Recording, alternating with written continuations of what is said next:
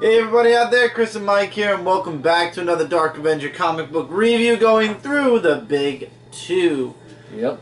Not really much as far as news this week. It's been pretty quiet, but then again, you've been very busy with work, and I've been very busy over setting up on Comic Frontline. So, yeah, no news is good news. No news is good news, but is news that there might be new DC Comics coming soon, so that's a plus. Maybe, or a minus, depending. Okay, so let's get into the books this week, which was released.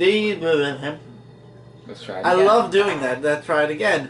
These books that we're reviewing in this episode were released On November I have a feeling I 20th, need something to drink. 2013. Thank you. November 20th, 2013. And And it's Mike's my book. starting. Ironically, Yeah. I was Mike's just gonna doing say most that. of the Marvel books this week. And wait till you see how many Marvel books we have. Yep. So let's start off with Longshot Saves the Marvel Universe, issue number 2. From what we saw from last issue, Longshot has lost his powers from what happened to the whole Cube incident thing. So the S.H.I.E.L.D. Security are taking him in for the whole thing of what happened, where they're picking up like magical forces and whatnot. And there are these kids that show up with the hat, and in comes in Doctor Strange. Artwork is still like the X Factor artwork, and he helps out with Longshot. And I believe they met in the past before, from what I hear, probably in the past X Factor comic books, because I never saw them, you know. But yeah, so Doctor Strange talks about one of the enemies that we saw from the last issue that takes out people with luck and everything. He wears like a hunting mask, and if you want to find out more, you could check out the comic book or the in-depth comic book review on Dark Avenger Inc. whenever I get around to that. And we get the team of who are they called? Man, I can't remember who they were. We got Deadpool, Ghost Rider, and Agent Witch. Dazzler. Scarlet Witch. And Scarlet Witch, yes. So they're teaming up to go against this person. We get Agent Blair, who makes an appearance in this comic book, and Blair is Dazzler, you know. yeah. And the way things turn out, things don't look so well as Longshot has a thing that he has to try to stop, and with his luck easing out and everything, things don't look so well for Yeah, I love how the Longshot cover is like issue. Lucky Devil and Yeah. not so lucky by the end of this issue. But we'll see how it goes. I'm really liking this issue. Nothing bad to say. So I'll be picking up the next issue in 2 weeks, I believe it comes out.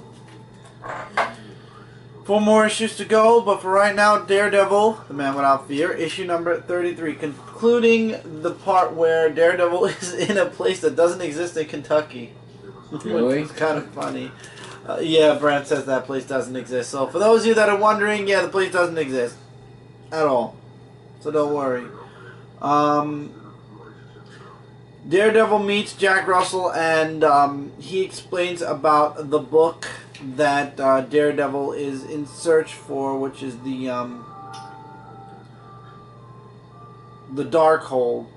And obviously Jack Russell and his people actually saved Daredevil from what happened at the end of the last issue. And you get a little bit of the history of how the Serpents came into possession of the book and how they have these powers, the magic on their side. And then I don't want to spoil the end of the book, because really the rest of this leads into the end of the book. But let's just say Daredevil is heading home with the upper hand on the Serpents, so to speak, without saying too much. There's also a dream sequence with Foggy at the very beginning of the book, which was interesting. And again, Marvel, wish you guys would fix those covers. Yep. I'm already getting fingerprints on it. See, I can't even hold these books too long. That's why I want to I know, run that's through why I Marvel was being books. careful with the Longshot. It's ridiculous how you get your fingerprints on this. This was a really good issue. I'm kind of glad we're moving away from the monsters, zombies, werewolves, and whatnot. I mean, no offense, but over the past couple of years, I feel like I've been literally handed monsters every 2 seconds between vampires and zombies and whatnot. Now, I love The Walking Dead, don't get me wrong. Well, those are only zombies. But the whole, that's just zombies. The vampires and werewolves, we need to go away from that for a while. But this was a really good issue, and I would definitely recommend you guys check it out. I just really am glad we're away from the monsters now. And now Mike's actually taking a book out of Cataclysm. Yep, Cataclysm Ultimate Comics The Ultimates, issue number 1. Of 5, I believe. Of 5. And this is in the Ultimate Universe where Galactus, because there's two is the Galactus. Is the Galactus in this comic issue. So, it starts off where there's like lots of riots happening in the city, and of the rule of Galactus, who is taking over everything. And there's just, like I said, it's just really all about the chaos everywhere, and everyone saying "All hail Galactus" and all that stuff. And there's a little speech that's going on about Galactus. Artwork is interesting, but very not something that I'm familiar with. And then they're saying, now join with Galactus and everything. And Nick Fury is, there's a bunch of stuff that he's going through with lots of explosions. And, I don't want to give too much away because there's just so much stuff. And something bad happens to Abigail, looks like, in this issue. But just to skip to the part for the ending, with lots of weird stuff that's going down, lots of smashing, and gotta see how they're gonna get out of that in this Cataclysm comic book. Now, I really thought that I was gonna be bored with this book, to be honest, when I was ordering it, but to be honest, it was interesting. Yeah, I figured you'd like it. See, I'm not much of a, the Ultimates have disassembled now. So yeah, because while I was hearing your words, I just hope, please Marvel, I hope they don't do any time traveling. No, they're not doing that. Well, I don't know about I Galactus, hope not. But... Oh, please, because time traveling in that comic book would just completely either, I don't know if they could alter universes and anything else. It's just... The way that they're doing this issue is what I'm hoping to see for the further issues to come, because that's interesting. And guys, that's it for Marvel. Yeah, 3 books. We literally spent only about 7 minutes talking about Marvel. I feel like I really didn't do Daredevil that much justice, but honestly it was a quick read. We're going into DC before we hit the commercial break, but really quick about DC, so maybe I can stretch a little bit of time out. Nobody mentioned this to me, which I'm surprised, but last week, Suicide Squad as well as Smallville and Nightwing came out. I missed Nightwing. Nightwing will be here for the next episode. Suicide Squad and Smallville I now have in my cart, set to go for my next order. So Smallville and Suicide Squad are both going to be even later. They're going to be 2 weeks from now. But I will be reviewing both of those. I'm surprised nobody reminded me about Smallville. Guys, if I miss a book, let me know, because I know that a few times I miss you're books. ordering, because you order the comics. I always say I'm coming back for a book. Oh, well. When I drop a book, people know I drop it. Yeah, but you order it on Wednesday. I drop it like it's hot. You just took a Snoop Dogg reference there, did you? Drop it like it's hot. That's right, yo. That's only when you drop a comic book, you drop it like it's hot. Romeo. Just get to DC. It's faux show. Okay, can we just get into comic books and not rapping? Faux show, home bacon slice. Just digital first. Batman Beyond Universe, issue number 4. To be honest, the Batman Beyond story, which is the second story, really didn't hold me. This time around, I feel like the Batman Beyond story was kind of forgettable, but I'm actually going to talk about that one first. It's about Terry, it's about who he's going against, and the moral of the story is, don't, just because you hate Bruce, don't become like Bruce in every way, putting people at arm's length and whatnot. And that's the big old lesson that Terry learns in his. So anyway, let's get to the better, more interesting story. Superman is in the Phantom Zone. Jack Sawyer has him held hostage and has control over his androids. So how do the androids get sent to the Phantom Zone? Obviously, Batman, Terry, has the Phantom Zone projector, sends them to the Phantom Zone. The criminals in the Phantom Zone try to escape, but thanks to the Justice League Beyond, that does not happen. Basically, Jax-Sor's plan unravels right in front of him. The Justice League come into the Phantom Zone to save Superman. They kick some butt. Major fight scene. Awesome artwork, as always. I don't believe I showed artwork for Daredevil, did I? I think you did. Oh well, if I didn't, you guys know the artwork in the book already. It's by Chris Samney, if I'm not mistaken. Yes, so you guys are familiar with Chris Samney's artwork. Jax-Sor basically loses in the end, and I'll tell you guys why I do the loses. But his son decides to come back. Like, Superman says, you were born in the Phantom Zone. He's like, yeah. He's like, well, you know what? You're innocent. People are put in the Phantom Zone. The ones that are born are innocent. So he takes him out, takes him back from the Phantom Zone. Wow, that's weird. And decides to take him under his wing, and we'll have a Superboy Beyond. Maybe. It turns out Jax-Sor's plan, or what Jax-Sor did, there's something a little bit more in-depth in this plan. It involves, you ready for the biggest spoiler here, guys? And it's really not a spoiler, because if you're reading this digitally, this is like old news. Brainiac. And guess what Jax-Sor's son's name is? What?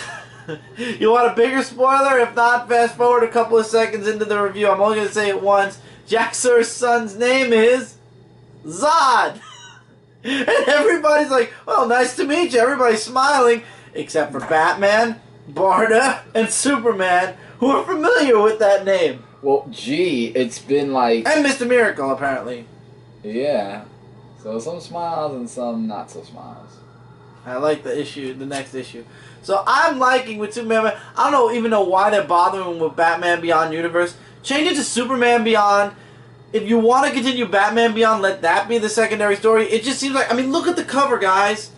Look at the cover. Does it really need to be Batman Beyond Universe? I mean, It's can it? Superman. I mean, alright, fine. You want to be general? Let's generalize here. Call it the Beyond Universe. Don't call it Batman. Don't call it Superman. Just call it Beyond Universe. Because, honestly, Superman's got the main spotlight, and it's a really good story. Or to make it catchy, they could say To Infinity and Beyond Universe. Just to make a little Toy Story reference. Give me that for a second. I did for you. Thank you. I feel better now. This was a guilty pleasure that I had to do because if you're my age or if you are a fan of this cartoon and you're a fan of this team-up that happened in this cartoon, you had to buy this book. Mm-hmm. Scooby-Doo team-ups, which I believe there's only 2 issues thus far at least. Issue 1, Batman and Robin. Batman and Robin are in search of the nefarious Man-Bat. And there's also a mystery going on with people dressing up like Man-Bat. So it's like a double header. So enters Mystery Inc. I was about to say Dark Avenger Inc. Wow, really? Yeah, really. And this was an awesome... It reminds me of the old Scooby-Doo commercials. Yeah, I remember. Not cartoon, not commercials. I remember the Batman Robin teaming up with Scooby-Doo at one time. I want to show some artwork. But it's definitely got that cartoon feel to it. Oh, wow. Pitch Perfect, really. I love it. It just got it down. Yeah, this one. This is definitely a kid's book, guys. Definitely something for all ages. And if you have kids that love comic books, this is the book you definitely want to get with a cover that kind of needs a new cover. Get another one. And solving the mystery like the Scooby-Doo gang always do with DC characters. And we're going to do one more book, and then we're going to split to the next part, because I believe this will make it the halfway point, yes. Green Lantern New Guardians 25. What the hell is going on? I mean, seriously, what the hell is going on? Green Lantern was so good. Uh-oh. And New Guardians was doing very well. I mean, it wasn't the top book, but especially with John Stewart being the head over at Green Lantern Corps, New Guardians was the second place book.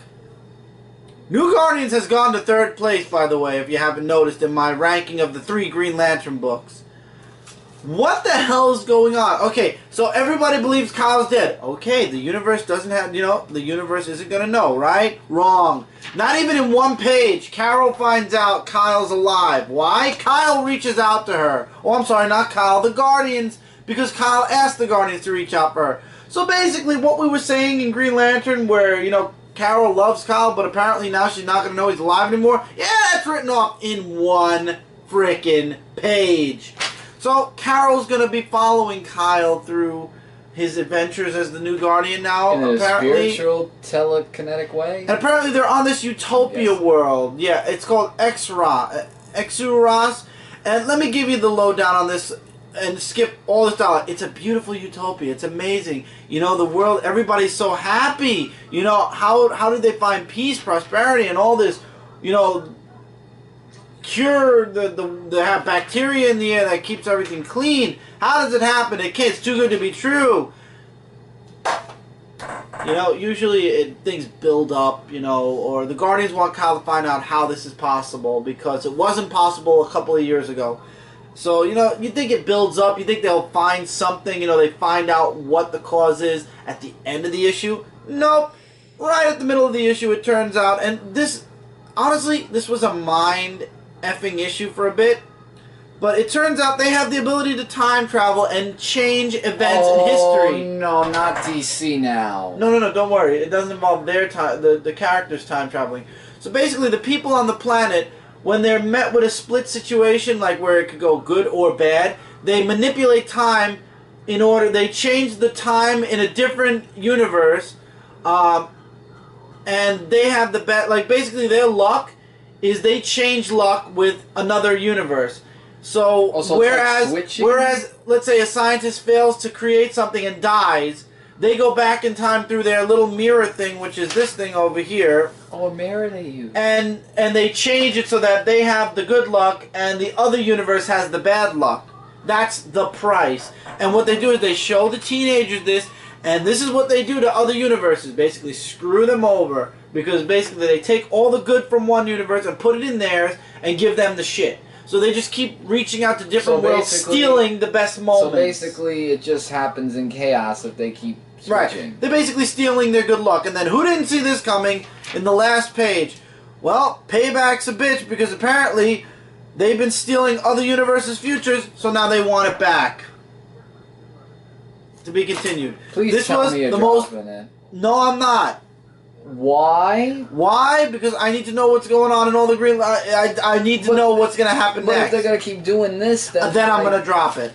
I don't know it's going to turn out probably the way it is. I don't know what's happening in the Green Lantern world, but guys who are writing Green Lantern right now, I don't know if we got to get Jeff Johns back in on this a little bit here, but man, have things changed since since Jeff Johns left in Green Lantern. Wow. And it's not a wow as in a good wow. It's, the Guardians will put to rest. Jeff Johns did an awesome run from pre-New 52 to New 52, and now this is happening. It's like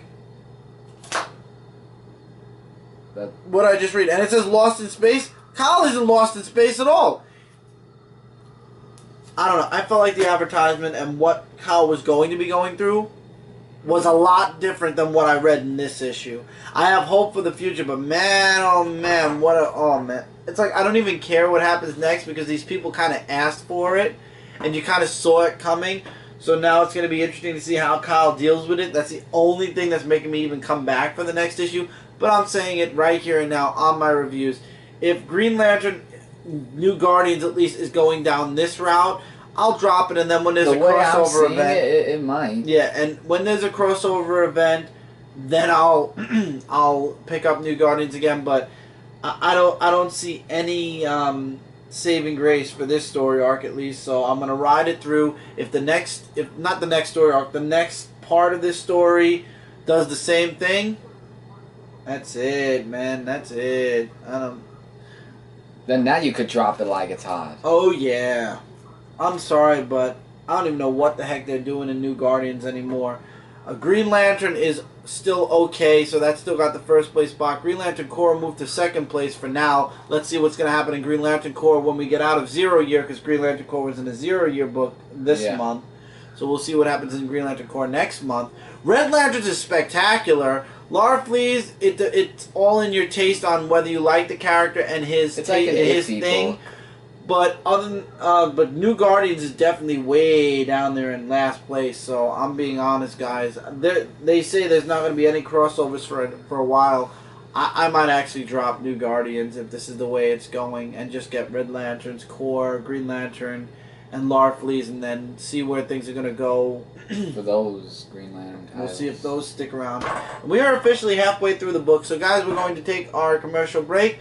So stay tuned, and we will be right back after this commercial break. So hang tight, and we'll be right back.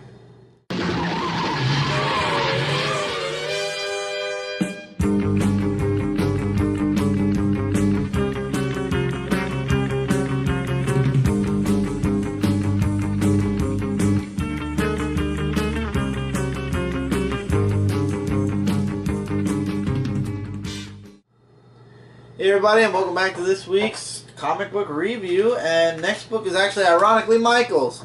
Again. I kind of did it on purpose, so. Well, yeah.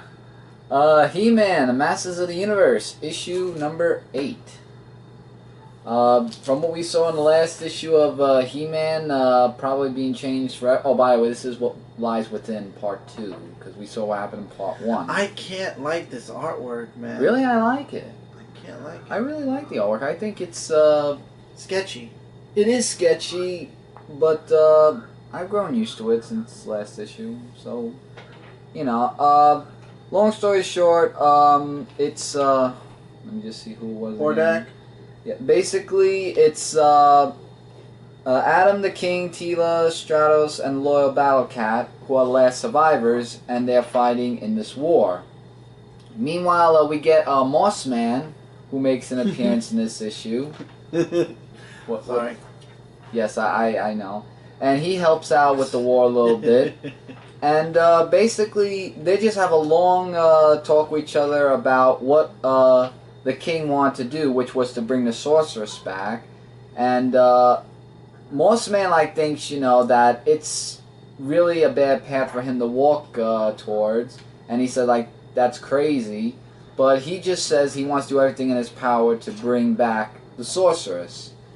So there's these signs that the king finds in the Mount Zar. And, you know, there's just a bunch of stuff that I don't want to give away because I want you guys to check it out for yourselves. But He-Man talks about, from what he saw from last issue about Zodiac, that he was told about a new power that he was going to have against the Horde directly, that he cannot win this war, and things that lie within. I just want to see what's in store for He-Man ever since that last issue. And, so He-Man opens the gates with the power, and what they see beyond the gates is very messy. And it's to be continued in the next issue of He-Man. This was amazing, He-Man. And there's a little spot there. It's in the comic. It's in the comic. Oh. I don't like when that happens. But even though it is sketchy, I've grown used to the artwork, and I think that it's really amazing. I just want to see what's going to happen to He-Man and the rest of the people, including with what lies, you know, beyond the gates and everything. Can't wait to see what happens next. Alright, well, save your voice, buddy, because your book is next again. Animal Man 25. His rage... His power unleashed at last. Buddy and his wife go after the people, the followers of Brother Blood, who claim they have his daughter, which they don't. Maxine is still somewhere in the red, as you can see here. But, of course, Animal Man and his wife don't know that. So, of course, they go in to try to save his daughter. And his wife can really hold her own, by the way. I will say that, you know, because Buddy actually said, don't come, stay behind, I'll take care of it. He's like, nope, we're doing this together. And I don't want to give away what... There is the followers of Brother Blood make a sacrifice for the Red. which I know will follow. We'll see in future issues. And actually, it takes Buddy's wife. You know, as it says on the front, his Rage. The guy that was holding the people hostage wanted Buddy to actually kill him, and his wife actually stopped him. Oh wow! She's like, let this guy go to jail. Don't kill him and make him a martyr. And he doesn't. And we get the moment we all knew was coming. You know, the whole, oh, I really love you and I love you too. And then somehow Buddy gets transported somewhere, and it says next issue is Lost in Blank. Okay. That was a weird ending, but we'll see what happens in the next issue. And one thing I want to make mention, guys, you remember 52? You remember those little teaser posters? Well, Batman's getting one in Batsgiving. So notice who's not there. Nightwing. Just saying. Nightwing is not there. And there's tons of little teasers. If you're interested in hearing... Why is Joker's daughter there? If you're interested in hearing predictions on or point out certain things that are in the poster, go check out Jay's post or article on Comic Frontline. He actually points out a few things that are in the picture that play into... Obviously, when DC does these posters, it leads into future events, little And teasers on what's to come. Right. And Jay talks about a couple of those teasers in the picture, and let Jay know if you missed out on anything on his article. But I don't think Jay missed anything. He caught everything spot on. I didn't even see certain things Jay saw, so that says anything. Animal Man definitely picked up a lot from the last couple of issues. I feel like it's back to its full normal steam. pace. It's full steam ahead, and I can't wait for the next issue. I can't wait to see Buddy go after Brother Blood in the Red once and for all. Yep. Alright, we're in the Zero-Year Comic Book, Red Hood and the Outlaws, issue number 25. I actually read this because it was a 0-year time. I was gonna ask, because I know that you read this comic book. Basically, this comic book really, it does talk about, you know, in Gotham City, about the whole lights being out and everything. Yeah, not the storm. This doesn't involve the storm, actually. Yeah, and it just talks about how, Jason Todd, just how he got into the Red Hood gang, who offered it to him, and the weird thing is they have the Joker in it. Yeah, it's a Joker, right? I thought it was a Joker. It's the Joker, but it's not the Joker present day. Remember, we're in the past. You're so in the past one. This is what happened after. Remember, I was talking about it in 0-Year Batman, where Red Hood 1 jumped into the vat. That's what happened after. Yeah, it's just kind of coincidental that his face is bandaged up. The Joker's face is bandaged up. So it solidifies that Red Hood 1, regardless of who he was in fact the Joker. Right. And so basically Jason Todd is helping out this woman as the Red Hood. As a Red Hood, and he's 15 years old, actually. I didn't know he was that young. I thought he was like an adult. I was more shocked when I knew who she was from the beginning, but it was interesting to see what role she played in this. Yeah, and they sort of team up with each other in some ways, and they have a little talk about each other of who they are and whatnot. And they head off into this place where this guy preaches about the Red Hood. We find out who he is later on. And we find out who he is later on. And, there's a lot of Jason Todd who met with the Joker. It's ironic that it was a really big scene. Yeah, big scene where that lady decapitated the preacher of the Red Hoods, or really the leaders of the Red Hood. And it turns out he was another. Yeah, and he was immortal. Exactly. So it winds up where the Joker burns down the whole building, and then at the end of this comic book, Jason Todd says, "I'm sure as hell not going to be a Red Hood." So I'm like, really? like Red Hood and the Outlaws. Yeah, and then the last page ties into what's going on now in the Red Hood and the Outlaws book. Actually, no, I'm not going to spoil it. I'm actually going to wait to do the in-depth review to say who comes in the end, but... Once again, it ties into what's going on in Red Hood and the Outlaws. Yeah, what happened in the last issue, before Zero Year. Right, before 0 Year interrupted it. Ah, so then it did interrupt another series. It interrupted Red Hood and the Outlaws in the middle of its story arc. Yeah, because the last issue we saw who came out of the fountain and everything. That's right. So that's 2 books that 0 Year interrupted. Right. Just 1 book that's more important than the other. Well, than the other one, yeah. But I will say this. I did enjoy reading this 0 Year book. Because it talked about how he was going to be in the Red Hood, and then he said, I'm not going to be, and... I also enjoyed the Joker's appearance. The Joker's appearance was good. This is something I would say check out, guys. Even though it's interrupting the story arc, check it out. Shouldn't they tell what changed his mind to be in the Red Hood, or he just joined just because... He said why he decided to leave right here. No. Why he joined? He doesn't want to be a nobody. He wants to be himself. He doesn't want to be just another number in the Red Hood gang. He wants to be Jason Todd. He wants to be somebody. He wants to be a somebody, not just another number. That's the whole point. So that's what I was trying to figure out. So yeah, but this was good. Yeah, it was good. I would say I recommend you pick it up if you've been reading the 0 Years and all that. Sticking in the Bat titles, Bruce Timm cover, Batman and Two-Face issue 25. Two-Face and Batman actually have a bit of a talk at the beginning of this book. Batman has brought Erin in to justice, and Two-Face says he's going to find a way to kill her. No matter what, he's going to, even if he has to kill a bunch of police officers to do it, he wants revenge because of what she did to him, his wife, and his family.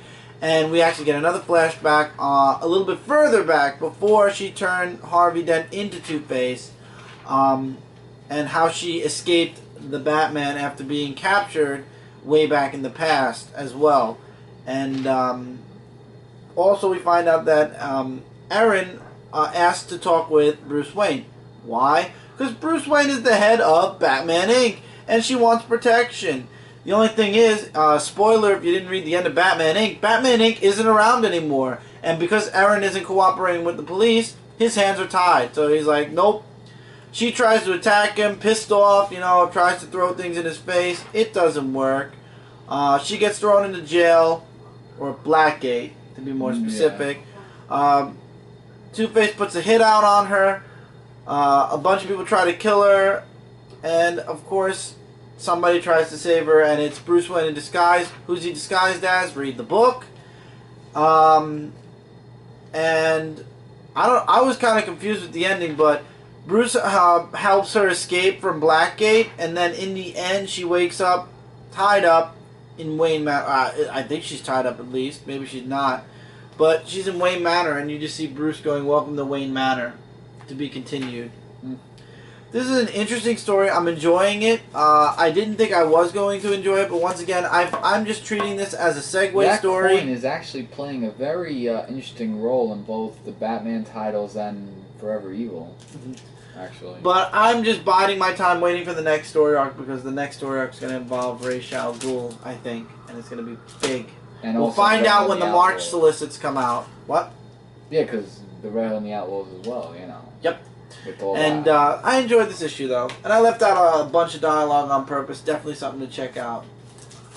Next, Supergirl issue number 25, Krypton Returns, part 3 of 4. And once again, yes, it is a Supergirl book, but it has all 3 stories in it. Superboy saving Kara from the Eradicator, whom, by the way, was not killed in the last issue. Supergirl facing off against, now I could say it, Hell. And Superman in the background watching his parents or his mother tell his father that she's pregnant.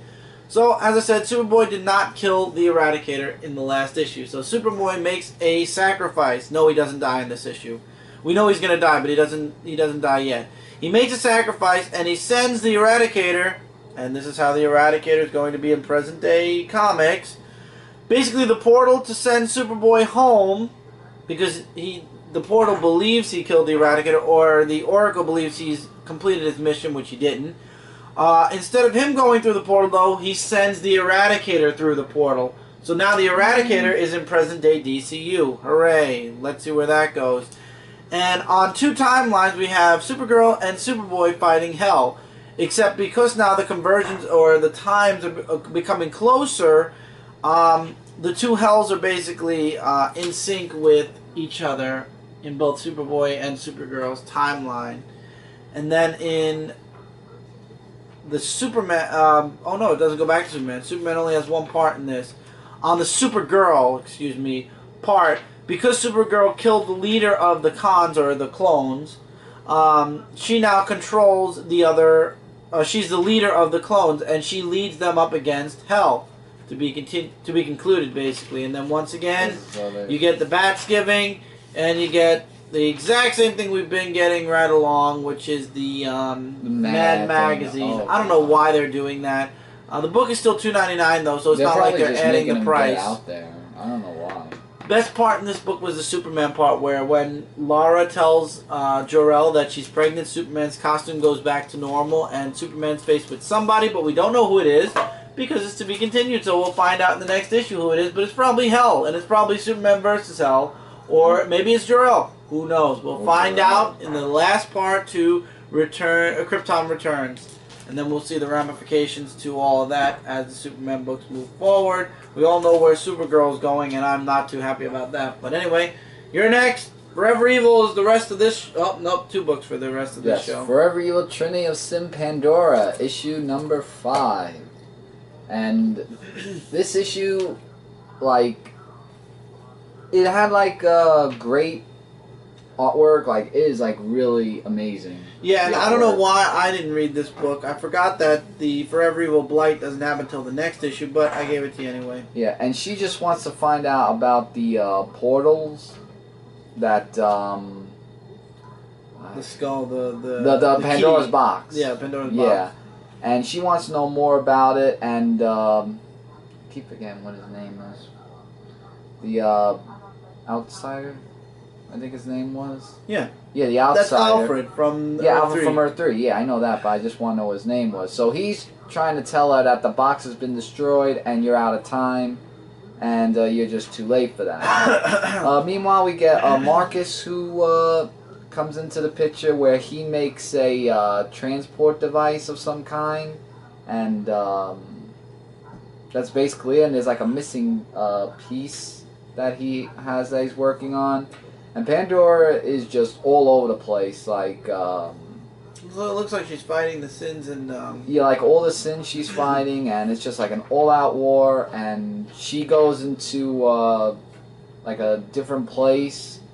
And here's the ending. The ending. Okay, let me just say this. Which makes me glad I didn't read this book. And I am going to spoil it. In the end, she meets with John Constantine. Gee, isn't this familiar, like what we saw in The Phantom Stranger? Because when you turn the page, yes, it Phantom is. Stranger and the Question are there from what we saw in that issue.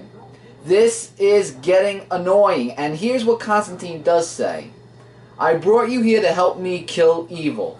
You mean to tell me Constantine can't do it himself? He has to ask Pandora and Phantom Stranger? And the Question. They're the Trinity of Sin. They're the Trinity of Sin, you know? Right. He had the Moonblade. Why don't he just use that from the issue? I don't know, but apparently he wants I mean, don't their get me help. wrong. Pandora was a great issue. It's just that page alone is starting to get annoying. It only happened twice so far. Be happy you didn't get to see No, the but world it's is like- ours for 1,000,000 times in your book. No, but it's repetitious. Like John Constantine is That's it. almost in every end issue. Yes, but now it's going to move But it's forward not just in those 2 books. He was also in the other books. What other books? There was in His book? All-Star Western. He was in that one. And then he appeared in Swamp Thing. And then he appeared in the other books.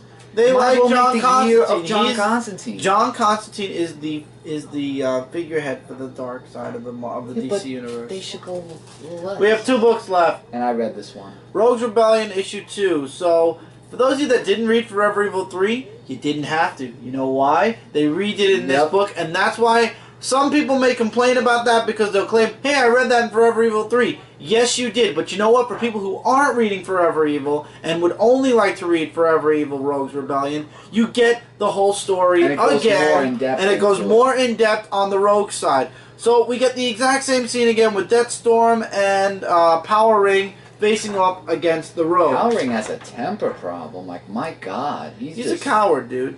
Well, yeah, I could tell. And we get the exact same scene again where Captain Cold loses his abilities thanks to Deathstorm. And then when they go through the mirror, this is where the book separates from Forever Evil 3.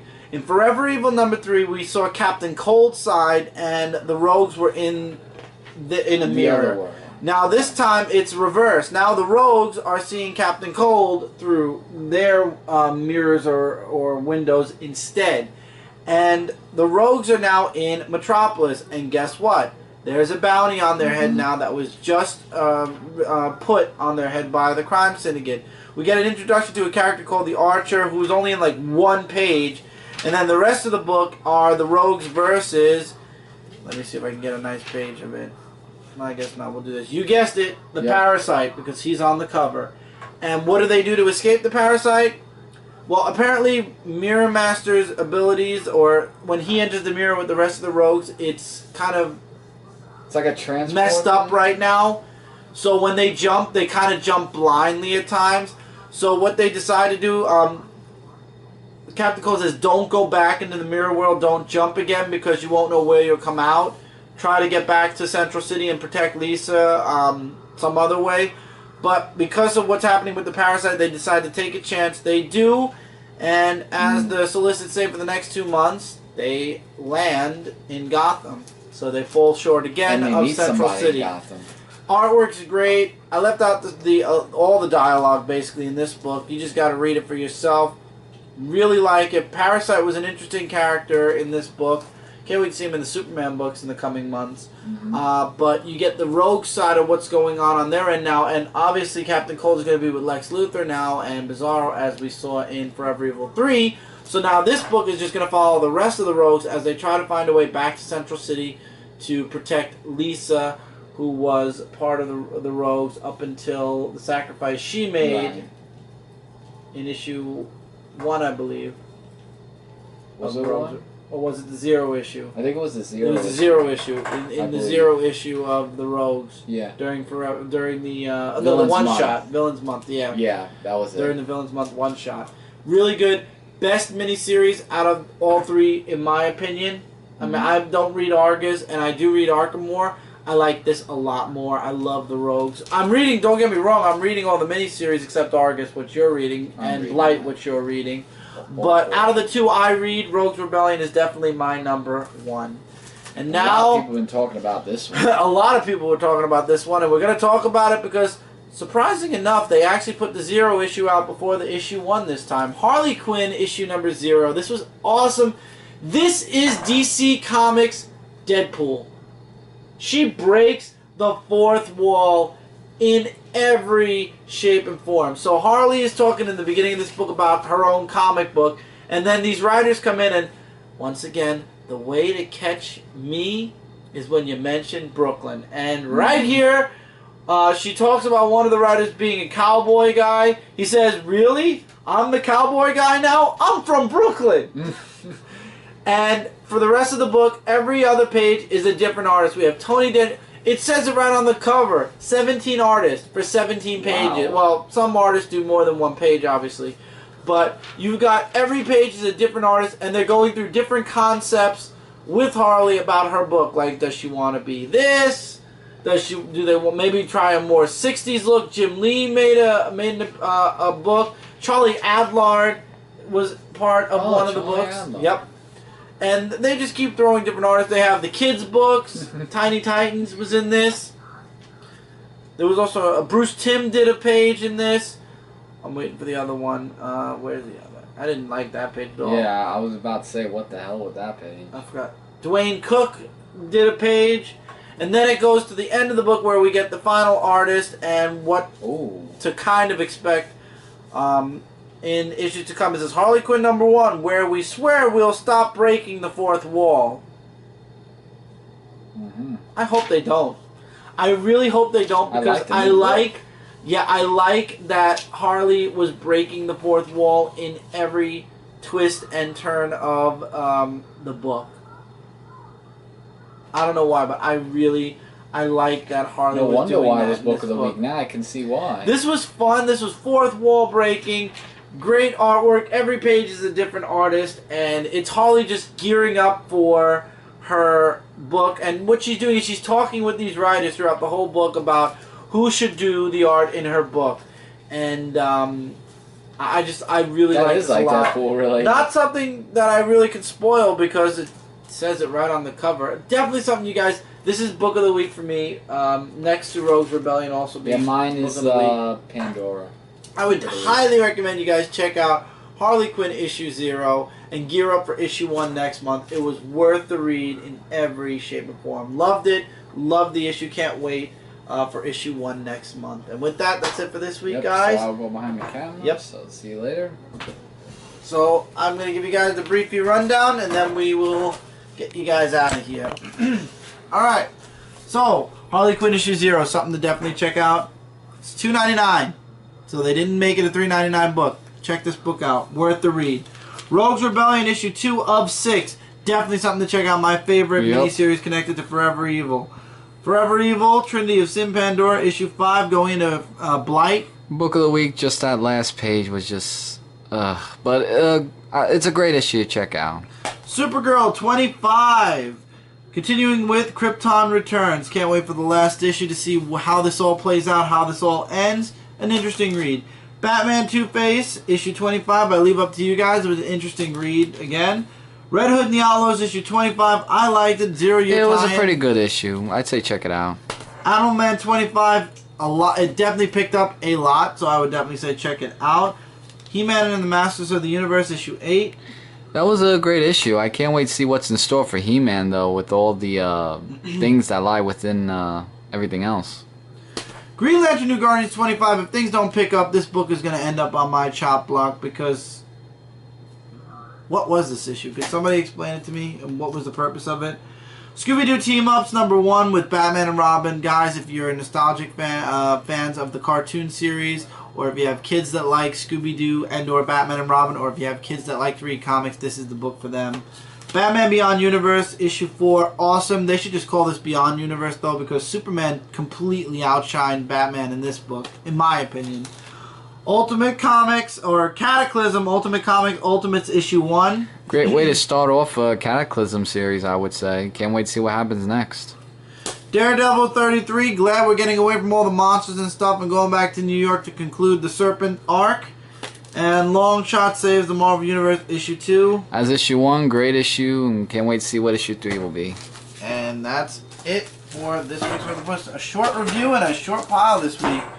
Don't forget, at the end of the week, first fine, since you're doing that, don't forget to check out comicrelated.com, your #1 source for comic-related news, reviews, and a whole bunch more. Don't forget to check out Dark Avenger Inc., which is our group site where we give you guys as many videos as we can each and every day, each and every week.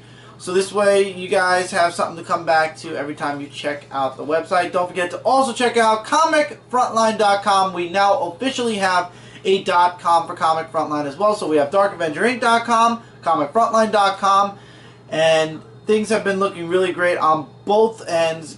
Dark Avenger Inc., we got tons of videos for you guys. Comic Frontline, we got tons of articles for you guys. So if you're a fan of the videos, check out Dark Avenger Inc. If you're a fan of the written stuff, check out Comic Frontline. If you're a fan of both, check out both. Share them with your friends. If you enjoy what you see here and you're not subscribed to my channel, sub button somewhere around this video or absolutely on my channel. Click the sub button. This way I'm in your subscription box and you don't miss out on a single review or a single video. Comment below any of your thoughts, opinions, or feelings, any recommendations of comic books, and your comment might be heard, or actually your comment will be heard on the next weekly comic book haul, which I film every Friday and it goes up every Saturday. So if you have any questions, comments, you want an opinion, you want to share your opinions on a book I reviewed here, or if you have a question about one of the books or how I feel about one of the books, differing opinion, let me know. And that's it, guys. Take care, keep reading, keep collecting, and I will see you guys. Alright, I got you, timer. And I'll see you guys in the next review. Take care, everybody. Later, guys.